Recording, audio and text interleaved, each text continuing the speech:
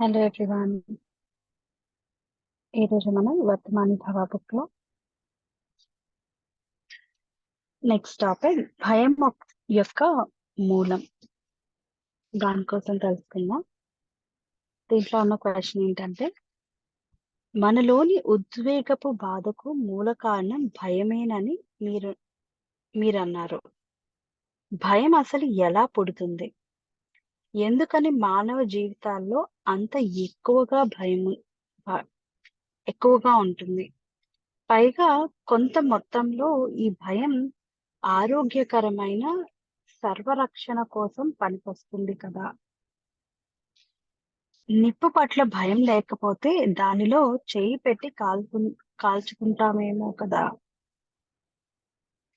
So దీనికోసం ఏమని చెప్తున్నారంటే, ఎవరైనా ఇప్పుడు మిమ్మల్ని నిప్పుతో గాని శరీ శారీరకంగా గాని హింస్ హింసించి బెదిరిస్తే మీరు భయాల్ భయాల్లాంటి దాన్ని అనుభవిస్తారు.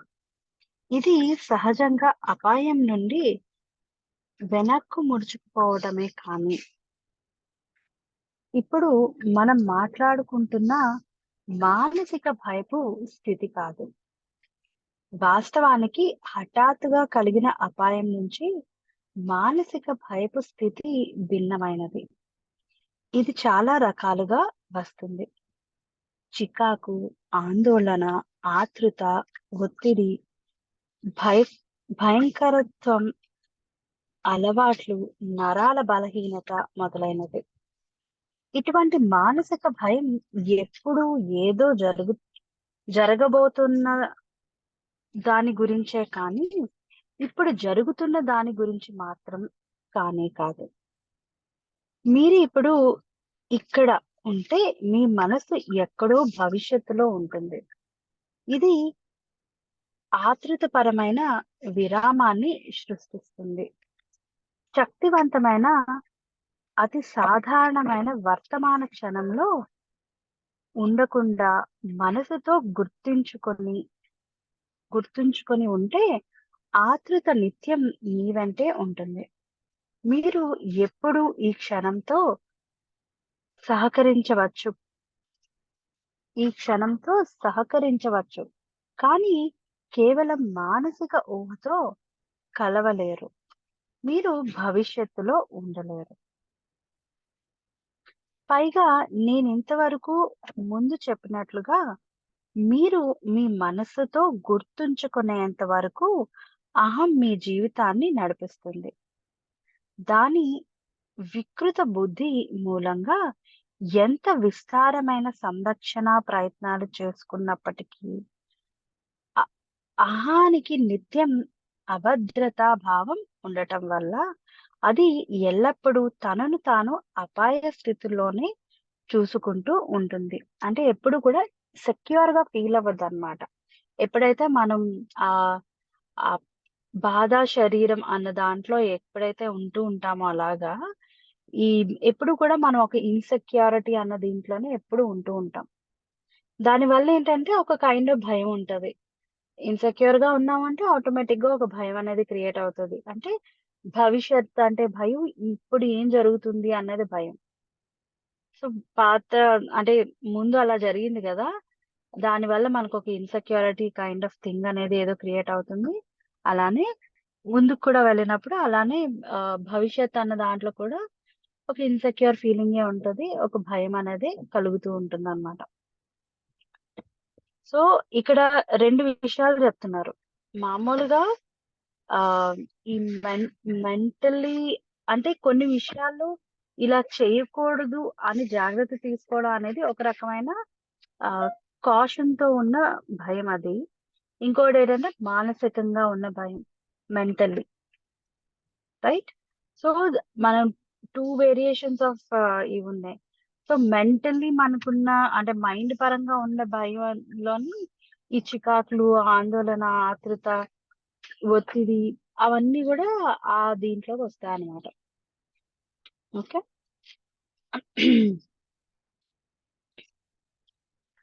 ఇప్పుడు ఉద్వేగం అనేది మనసుకు శారీరక ప్రతిచర్య అని గుర్తు తెచ్చుకోండి. నిరంతరం శరీరం అహం నుంచి అసత్యమైన మనో నిర్మతత్వం నుండి ఏ సమాచారం తీసుకుంటుంది? అపాయం, నేను భయంతో కూడిన స్థితిలో ఉన్నాను. ఈ నిరంతరం సమాచారం వెలువరించే ఉద్వేగం ఏది? భయమే గదా!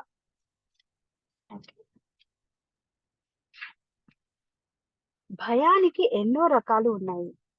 దేన్నో కోల్పోతామని ఒత్తిడి ఒత్తిడి ఒ సారీ కోల్పోతామని, ఓడిపోతామని తున్నామో నన్న భయం మొదలైంది. కానీ అన్ని భయాలకు మూలం అహం యొక్క చావు భయం. అంటే ప్రతిదానికి గూడా అంటే ఎట్ ది ఎండ్ ఏమవుద్ది? ఏదైనా కోల్పోతామేమో అన్న దీంతోనంటే ఏదో పోతుంది అన్న ఇది. అంటే మన దగ్గర ఉండదేమో అన్నది ఒకటి.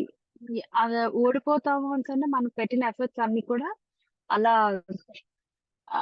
వర్క్ అవ్వట్లేదు, మంచిగా లేదు.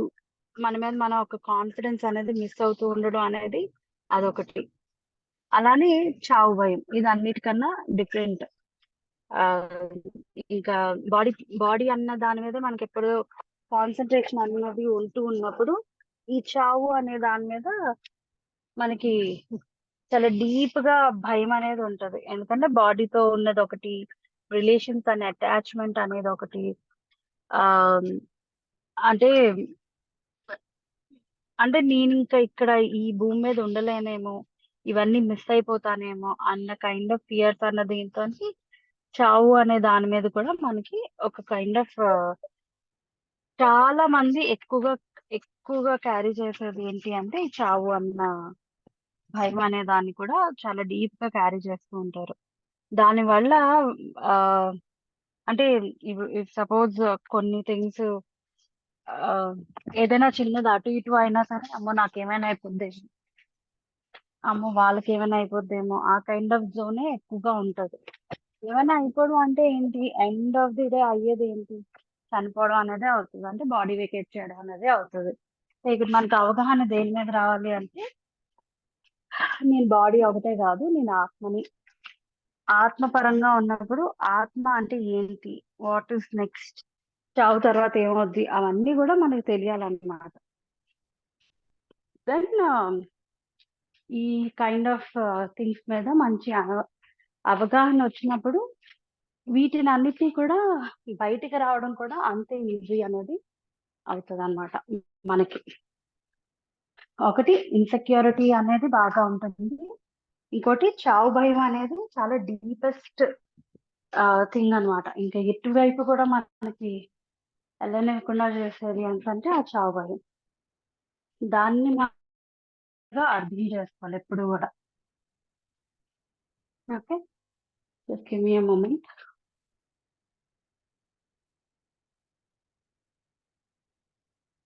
యెస్.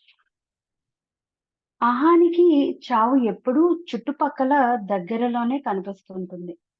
ఈ విషయం మనసు గుర్తించిన స్థితిలో చావు భయం మీ జీవితంలోని అన్ని విషయాల మీద ప్రభావం చూపిస్తుంది. అంటే మనం దాన్ని ఐడెంటిఫై చేసుకునే లోపలే ఈ చావు భయం అనేది ప్రతి విషయంలోని కూడా మనకది ఇంపాక్ట్ అనేది చూపిస్తూ ఉంటది. మేబీ 1 ఆర్ 2 థింగ్స్ అన్న దాన్ని మనం ఎన్‌కౌంటర్ చేసుండొచ్చు. లేదా దాని వల్ల మనకొక ఒపీనియన్ క్రియేట్ అవ్వుండొచ్చు. ఓకే. నాకు ఇదంటే భయం అన్న దీంట్లో.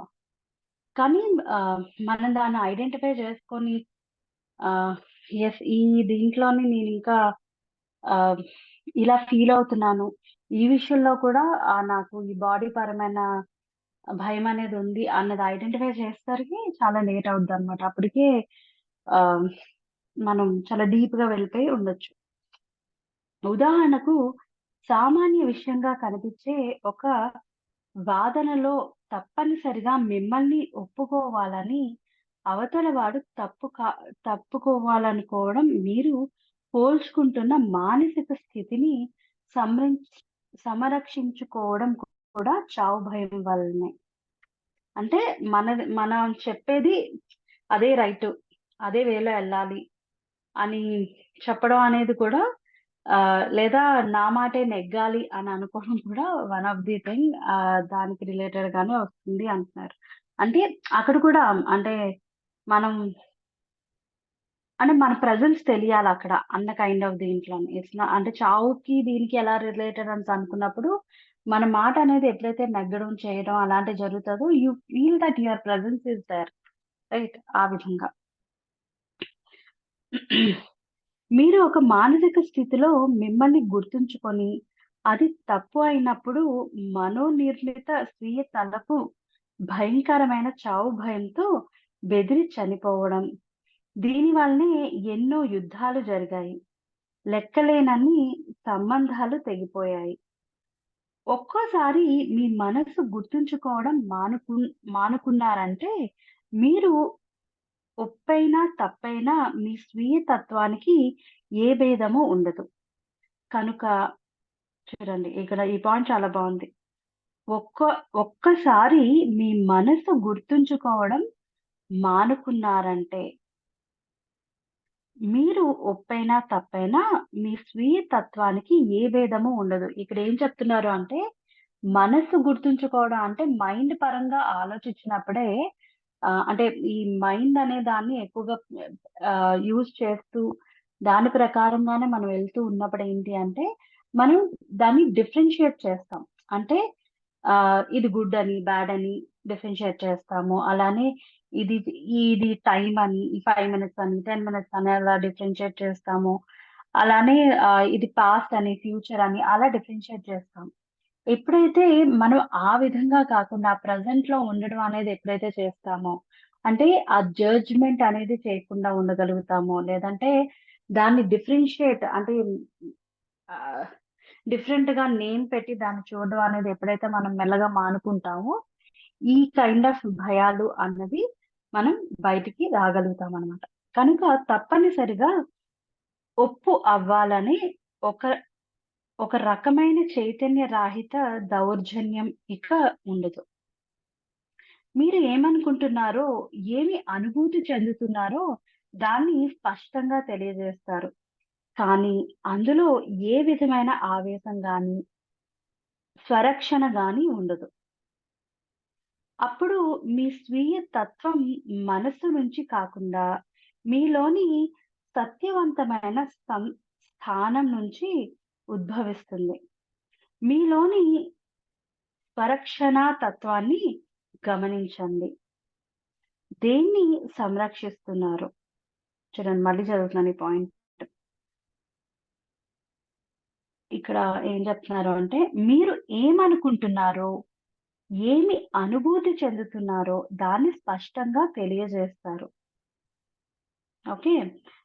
కానీ అందులో ఏ విధమైన ఆవేశం గాని, స్వరక్షణ గాని ఉండవు. అంటే మనం చాలా క్లియర్‌గా ఉంటామనమాట. మన మన ఎక్స్‌పీరియన్స్ ఏంటి? మనం దాన్ని ఎంత డీప్‌గా ఫీల్ అవుతున్నాం, ఎంత బాగా ఆహ్, దాన్ని పట్టుకొని ముందుకెళ్ళగలుగుతున్నాం అన్న విషయం అనే దీన్ని చాలా క్లియర్‌గా చెప్తాం. అంటే ఇక్కడ నా కోసం నేను హైలైట్ చేసుకుంటున్నానన్న అనేది గాని, లేదా స్వార్థంగా ఆలోచించుకుంటున్నాను అని గాని, అలా ఏమీ కాకుండా ఏది అక్కడ కరెక్టో, ఏది మనకి ఏ విధంగా అర్థమైందో, కరెక్ట్ అన్న జడ్జ్‌మెంట్ అనేది అంటే ఇదే కరెక్ట్ అనే విషయం చెప్పలేం గానీ, బట్ ఆ టైంలో ఏది మనకి అక్కడ ప్రాపర్‌గా యెస్! ఇది నాకు అనుభూతి చెందింది. ఇది ఇది నేను అర్థం చేసుకున్నాను అన్నది ఏదైతే ఉందో క్లియర్‌గా చెప్పగలుగుతామనమాట.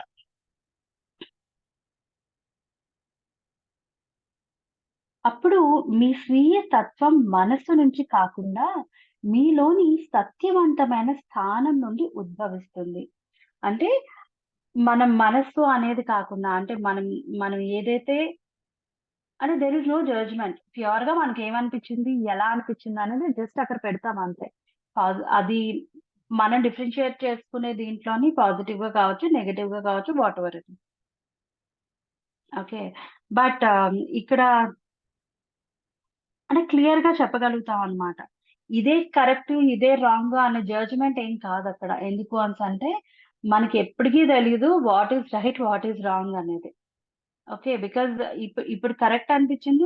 2, 3 రోజుల తర్వాత వెళ్ళినప్పటికి అది ఇంకొక విధంగా కరెక్ట్ కదా అని అనిపిస్తది. ఇంకొకటి కరెక్ట్ కదా అనిపిస్తది. ఇది కాకుండా అని.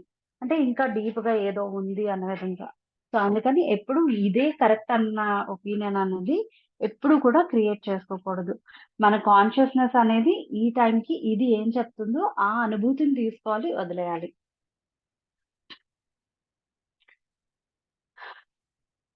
మీలోని స్వరక్షణ తత్వాన్ని గమనించండి. అంటే మనల్ని మనం ఎప్పుడైనా అలా ప్రొటెక్టివ్‌గా చేసుకొని ఉంచుకుంటున్నామా? ఉంచుకుంటున్నాము అనేసంటే దేన్ని మనం అలా రక్షించడానికి ట్రై చేస్తున్నాము? అది కూడా మనం గమనించాలనమాట.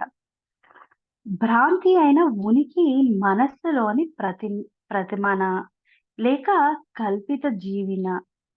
అంటే మనం మైండ్‌లో ఏదైతే ఉందో ఈ సొసైటీ రిలేటెడ్ మైండ్ క్రియేట్ చేసిన దాంట్లోని ఆహ్, మనం కొన్ని కల్పితంగా కూడా చేసుకుంటూ ఉంటాం గదా!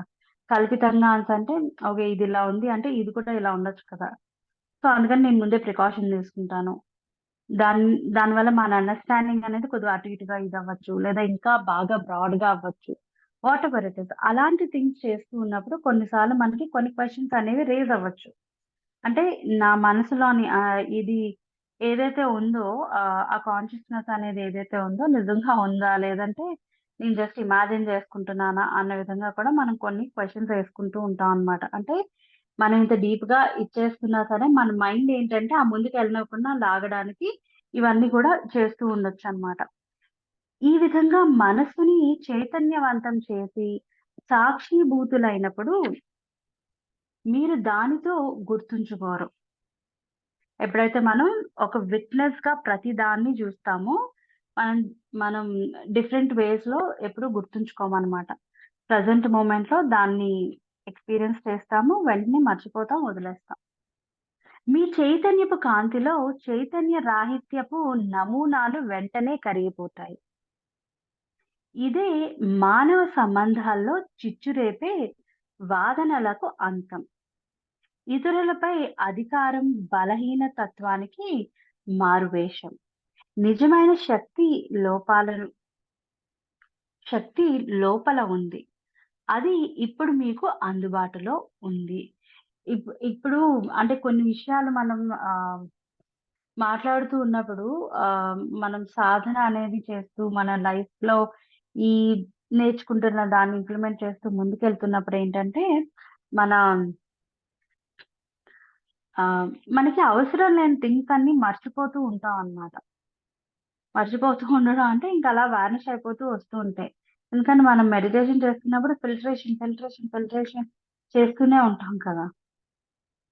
సో, అలాంటి దీంట్లో కూడా మనం వెళ్తూ ఉండొచ్చన్నమాట. ఆహ్, అదొక పాయింట్. నాకు మామూలుగా గుర్తొచ్చిందది. అది చెప్తున్నాను. దానివల్ల ఏంటంటే ఈ ఫ్రెష్ థాట్స్, అన్నీ రావడం వల్ల మనం థింగ్స్‌ని డిఫరెంట్‌గా గుర్తుపెట్టుకుంటాం. ఇన్‌స్టెడ్ ఆఫ్ ఓల్డ్ ప్యాటర్న్స్ అన్న దీంట్లో గుర్తుపెట్టుకునే కన్నా.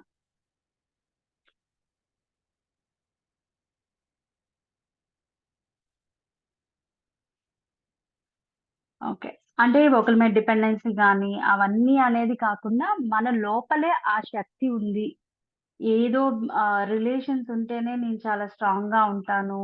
లేదంటే లేదు. లేదా వాళ్ళు నన్నేదో అన్నారు, చేశారు ఆ విధంగా కాకుండా ఆహ్, వాటెవర్ మనం ఎనర్జీ అనేది ఎక్స్‌పీరియన్స్ చేస్తూ ఉన్నామో ఆహ్, అవన్నీ అంటే you are dependent on your self అన్న దీంట్లోని ఆ శక్తి అనేది లోపలుంది. You need to figure it out. దాన్ని మనం కనుక్కోవాలి అనే విధంగా మనం ఎప్పుడైతే ముందుకెళ్తూ ఉంటామో, బయటున్న రిలేషన్స్, బయటున్న థింగ్స్ అన్నీ కూడా మనకు చాలా బ్యూటిఫుల్‌గా కనిపిస్తాయి.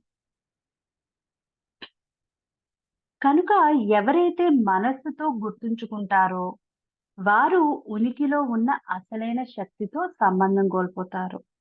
అంటే మైండ్‌లో అనేది ఎప్పుడైతే పెట్టుకొని థింగ్స్‌ని రన్ చేస్తూ ఉంటారో, ఈ లోపల ఉన్న శక్తి అనే దాంతోని ఎప్పటికి వాళ్ళకి కనెక్టివిటీ ఉండదనమాట. సో, అందుకనే ఎప్పుడు కూడా మనం ఈ మెడిటేషన్‌లోకొచ్చిన తర్వాత మైండ్ ఫిల్టరేషన్ అనేది జరుగుతూ ఉన్నప్పుడు దేనితో కనెక్ట్ చేయాలనుకుంటాం? మన మైండ్‌ని బుద్ధితో కనెక్ట్ చేయాలనుకుంటాం. ఇంటలెక్చువల్ మైండ్‌తో కనెక్ట్ చేయాలి అనుకుంటాం. వాళ్ళిద్దరిని మంచి ఫ్రెండ్స్‌గా చేయాలి అనుకుంటాం. ఎప్పుడైతే మనం వాళ్ళిద్దరిని ఒక మంచి ఫ్రెండ్స్‌గా చేయగలిగితే, అప్పుడు ఈ ఏదైతే మన ఈ కాన్షియస్‌నెస్ అని చెప్తున్నామో, ఆ 2 చాలా మంచిగా వాటి రోల్‌ని ప్లే చేయగలుగుతాయి.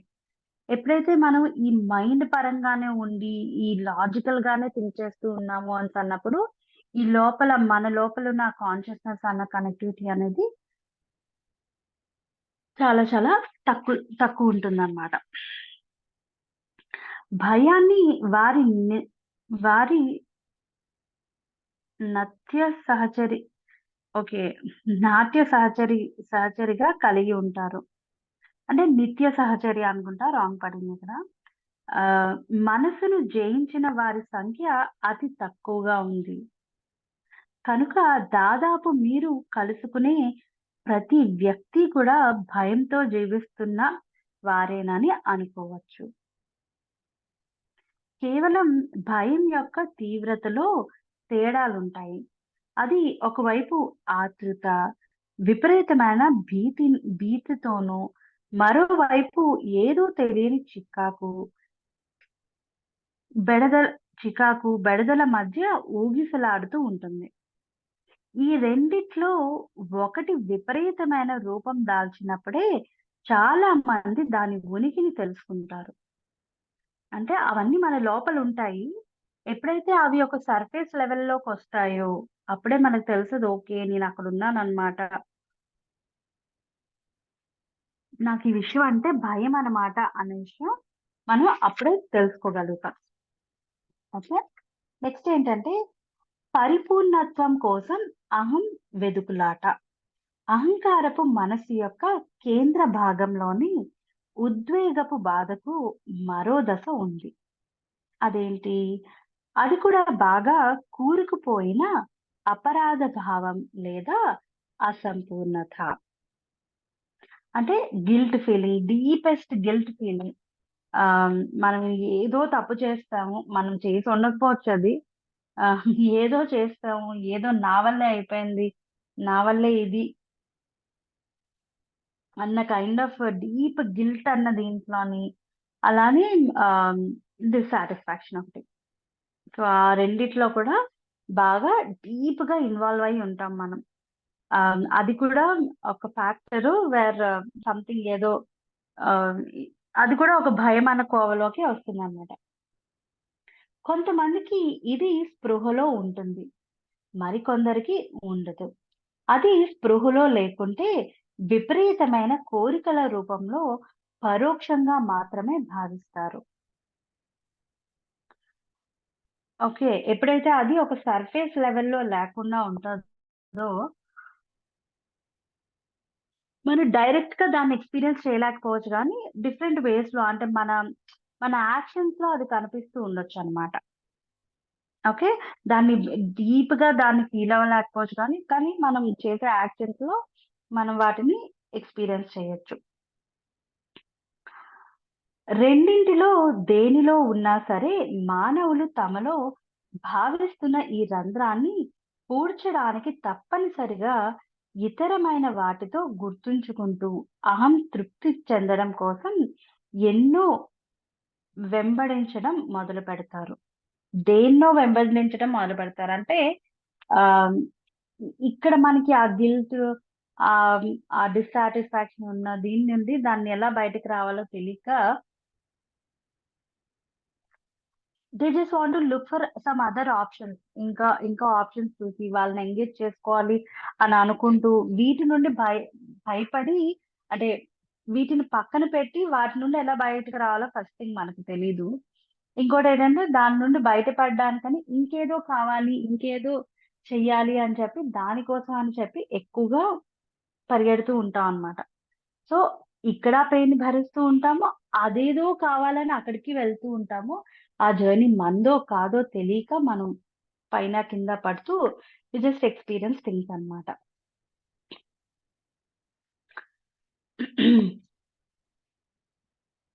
అందుకే వాళ్ళు తమను తాము బాగుగా ఉన్నామని భావించడం కోసం, పరిపూర్ణతను అనుభవించడం కోసం డబ్బు, గెలుపు, అధికారం, వస్తువుల గుర్తింపు లేదా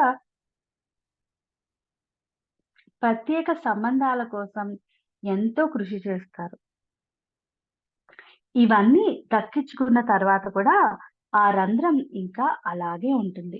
అంటే ఇది చేస్తే పోద్దేమో, అది చేస్తే పోద్దేమో, నాలో ఈ గిల్ట్ పోవాలంటే నేను ఈ దానం చేస్తే పోద్దేమో, లేదంటే ఈ పూజలు చేస్తే పోతాయేమో అని అనుకునే వాళ్ళు మనలోని చాలా మందే ఉంటాం. రైట్? అలానే ఆహ్, ఒక మేబీ మనీ సంపాదిస్తే అప్పుడు నేను చేయలేకపోయిందాన్ని ఇప్పుడు నేను అనుభవిస్తే మేబీ ఈ గిల్ట్ అనేది అందించో లేదా వేరెవర్ ఐయామ్ స్టక్ దాని నుండి బయటకొచ్చేస్తాననుకోవచ్చు. దేంట్లోనైనా గెలవడం లేదా ఒక మంచి అధికారంలోకి రావడం అవన్నీ కూడా ఒక మంచి సాటిస్ఫాక్షన్ ఇస్తాయి. దాని నుండి బయటకొచ్చేస్తాం అనుకుంటాం గానీ, బట్ అది కొన్ని రోజులే ఉంటది. మళ్ళీ you will go back to that point where you left. దానికి అంతే లేదన్న విషయం తెలుసుకుంటారు. ఇప్పటికి వాళ్ళు నిజంగా సమస్యలో పడ్డట్టే. ఎందుకంటే అంతకు మించి తమను తాము ఇక మభ్యపెట్టుకోలేరు. ఇప్పుడు ఆ గిల్ట్‌తో పాటు ఈ మధ్యలో ఇంకేవో వచ్చుంటాయి గదా! అవన్నిటిని కూడా పోగేసుకుంటాం అన్నమాట. అలానే ఇంకా వాటి నుండి పరిగెత్తే ఓకే. నేనేది చేయలే దానికి నాకు సంబంధం లేదు. నేను ఓవర్‌కమ్ చేసేసాను అన్న కైండ్ ఆఫ్ జోన్ నుంచి పూర్తిగా బయటకొచ్చేస్తామనమాట. వచ్చి యెస్. ది ఇ ఇద్ ఇదుంది కదా! దీన్నేదో చేయాలి అన్న అన్న జోన్‌లోకొస్తాం. మరింత మోసపుచ్చుకోగలుగుతారేమో కానీ, అది కష్టసాధ్యం. ఇంకా ట్రై చేయొచ్చు. ఓకే. ఇది నాకు సంబంధించింది కాదు. నేను ఇంకా ఏదో ట్రై చేయాలి. ఇంకా ఏదో అచీవ్ చేయాలి అని చెప్పి. బట్, బట్ అది కూడా ఆహ్, ఇట్స్ నాట్ థట్ ఈజీ అన్న విధంగా చెప్తున్నారు. అహంకారపు మనసు మీ జీవితాన్ని నడిపిస్తున్నంత వరకు మీరు హాయిగా ఉండలేరు. అప్పుడప్పుడు మీరు కోరుకున్నది లభించినప్పుడో లేదా మీ తృష్ణ నెరవేరినప్పుడో తప్ప మీరు ప్రశాంతంగా, పరిపూర్ణంగా ఉండలేరు. అంటే అప్పుడప్పుడు మనకేదో వచ్చే చిన్న చిన్న హ్యాపీనెస్ వాటితోని ఆ క్షణానికి హ్యాపీగా ఫీల్ అవుతాం తప్ప ఫుల్ ఫ్లెడ్జ్డ్‌గా హ్యాపీగా అనేది ఉండలేమనమాట. అహం అనేది ఎక్కడి నుంచో తెచ్చుకున్నది కనుక బాహ్య వస్తువులతో గుర్తుంచుకోవలసిన అవసరం దానికుంటుంది. దానికి నిత్యం రక్షణను ఇస్తుండాలి. మేత పెడుతుండాలి. సమకూర్చుకున్న వస్తువులు, చేస్తున్న ఉద్యోగం, సంఘస్థాయి గుర్తింపు, జ్ఞానం, విద్యార్హత, శారీరక ఆకృతి, ప్రత్యేక సమర్ సామర్థ్యాలు, బంధుత్వాలు, స్వీయ మరి కుటుంబ చరిత్ర, నమ్మకాలు, రాజకీయ, దేశీయ, తెగల మ తెగల, మతాల మరి ఇతర సమిష్టి గుర్తింపులతో మామూలుగా అహం వ్యవహరిస్తుంటుంది. మీరు ఇవేమీ కాదు. మీకు ఇది భయాన్ని కలిగిస్తుంది. లేదా దీన్ని తెలుసుకోవడం ఉపశమనంగా ఉందా?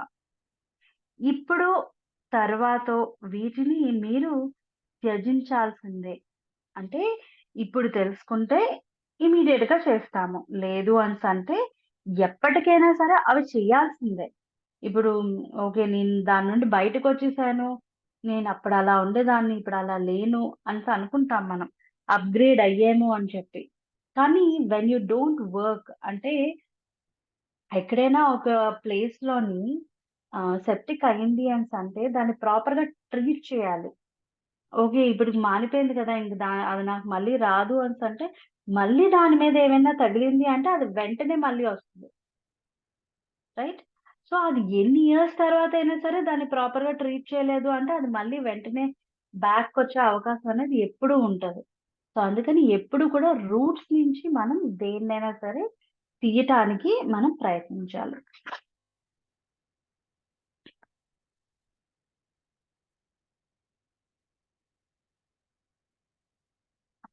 మీకు ఇది భయాన్ని కలిగిస్తుందా? లేదా దీన్ని తెలుసుకోవడం ఉపశమనంగా ఉందా? ఇప్పుడో, తర్వాతో వీటిని మీరు త్యజించాల్సిందే. బహుశా దీన్ని నమ్మడం మీకు కష్టంగా ఉండవచ్చు. వీటిలో మీ ఉనికి కనిపించిందని మిమ్మల్ని నేను నమ్మమని చెప్పడం లేదు. సత్యం మీ అంతటా మీకే అవగతమవుతుంది. అంతే గదా! అంటే నాకేం లేవు. నేను చాలా హ్యాపీగా ఉన్నాను. చాలా బావున్నాను అనేసి అనుకుంటాం. మేబీ ఉండొచ్చు కూడా. నేను కాదనట్లేదు. అలా ఉండేవాళ్ళు కూడా ఉంటారు. కాకపోతే ఏంటంటే, మనకి తెలియకుండా మనం కొన్ని విషయాలు లోపల లోపల ఎక్కడెక్కడో ఉంటూ ఉంటాయన్నమాట. సో, వాటిని మనం ఎప్పటికైనా తెలుసుకోవాల్సి రావచ్చు. తెలుసుకుంటాం గూడా. There is no option. చావు దగ్గర పడుతున్నప్పుడు దీన్ని మీరు తెలుసుకుంటారు. మీరు మీరు కానీ దాన్ని బలి చేయడమే చావు అంటే. జీవితపు మేమంటే చావక ముందే చావడం. అంటే చావక ముందే మనకి మనం చేసిన మిస్టేక్సో, లేదంటే ఎక్కడ మనం స్టక్ అయ్యున్నామో అవన్నీ కూడా ఒక రియలైజేషన్ కైండ్ ఆఫ్ దీంట్లోని మనం ఎక్స్‌పీరియన్స్ చేస్తామాట. ఆ టైంలోనే మనం ఆ శరీరాన్ని వదిలేస్తాం. కానీ ప్రాపర్‌గా వదిలేసేది ఊపిరి పోయిన తర్వాత. కానీ మనం ఎప్పుడైతే ఇవన్నీ రియలైజ్ అవుతూ, చేస్తూ వెళ్తూ ఉంటామో, ఆ పెయిన్ అనే దాన్ని రియలైజ్ అవుతామో, అప్పుడు మనం అప్పుడే మన శరీరాన్ని వదిలేసినట్టనమాట. ఆద్యంతరహితంగా ఉండే ఈ క్షణంలోనే మీ పరిపూర్ణ జీవితం వికసిస్తుంది. ఇప్పుడు నిలకడగా ఉండే ఒకే ఒక వాస్తవం ఇది. ఎప్పుడు కూడా నిలకడగా ఉండే ఒకే ఒక వాస్తవం ఏంటంటే, ప్రెజెంట్ మొమెంట్‌లోనే మనం ప్రతీదీ అంటే మన లైఫ్ అనేది చాలా బ్యూటిఫుల్‌గా చూడగలుగుతాం, ఎక్స్‌పీరియన్స్ చేయగలుగుతాం. ఆ ప్రెజెంట్ మొమెంటే మన ఫ్యూచర్‌ని క్రియేట్ చేసుకునే గ్రేట్ స్టెప్ కూడా అవుతుందన్నమాట. ఈ క్షణం ఈ క్షణం కాని జీవితం మీకు ఇంతకు ముందెప్పుడూ లేదు. ఇక ఉండదు. రెండవది మనసు పరిమితుల నుండి బయటకు తీసుకెళ్ళగల ఏకైక బిందువు ఈ క్షణం. రూపరహిత, కాలరహిత ఉనికి రాజ్యంలోకి మీకు ఉన్న ఒకే ఒక్క మార్గం తక్షణం. అంటే మనం ప్రతీది గూడా ఆహ్, బాటిల్ అంటే ఈ విధంగా ఉంటది. ఒక ఫోన్ అంటే ఈ విధంగా ఉంటది. ఒక బుక్ అంటే ఈ విధంగా ఉంటది అని మనకి పిక్చర్స్ తెలుసు. కానీ ఎప్పుడైతే మనం ప్రెజెంట్ మూమెంట్‌లో ఉండడం అనేది చేస్తామో, అప్పుడు మనకి ఆహ్, కాలం అనేది ఎలా ఉంటది అనేది తెలీదు. ఎటువంటి రూపంతో ఉంటది అనేది తెలీదు. ఏది గూడా అంటే ఒక ది అంటే మనం వేటిని ఎక్స్‌పీరియన్స్ చేస్తామంటే లిటిల్ బిట్ మోర్ బియాండ్ అన్న దాన్ని ఎక్స్‌పీరియన్స్ చేస్తామనమాట. ఎప్పుడు ఎక్స్‌పీరియన్స్ చేస్తామో ఆ వెరీ ప్రెజెంట్ మూమెంట్‌లో మనం ఎక్స్‌పీరియన్స్ చేస్తాము. అందుకే ఎప్పుడు కూడా ప్రెజెంట్ మూమెంట్‌లో మనం ఏ విధంగా మన నెక్స్ట్ మినిట్ అనే దాన్ని క్రియేట్ చేసుకుంటామో, ప్రెజెంట్ మూమెంట్‌లో ఎలా క్రియేట్ చేసుకుంటామో అలానే మన నెక్స్ట్ మూమెంట్ అనేది ఉంటుందనమాట. సో, ఇది ఈరోజు topic. Thank you so much.